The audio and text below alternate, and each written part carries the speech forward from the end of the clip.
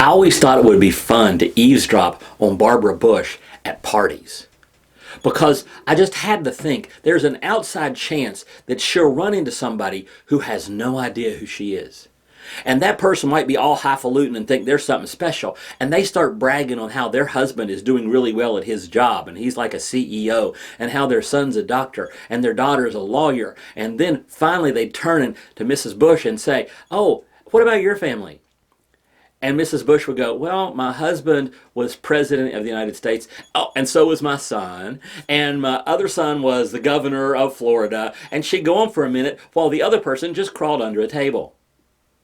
Because some people have an incredible amount of opportunity and they're kind of expected to live into it, which means I'm not sure I wanted to be son number 3 in the Bush family. But God has expectations that I think are even higher than families have expectations of people. In Amos chapter 3, we see a little bit of that.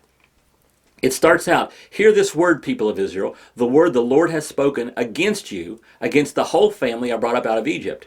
You only have I chosen of all the families of the earth." You have incredible opportunity and responsibility because you're the only nation I have pulled up out of Egypt and out of all the earth. And then it says, "Therefore I will punish you for all your sins. I have given you much, I expect much." Jesus put it this way, "For everyone who has been given much, much will be required, and from the one who has been entrusted with much, even more will be expected." And right now you're expecting me to talk about you and me and God's expectation for us, but can I go a different direction? Can I talk about the church? Because God has not only entrusted them with the power of Jesus Christ and being chosen, God has entrusted the church with a mission to reach people who are far from God, with a mission to help the least while saving the lost, to do all these things to advance God's kingdom.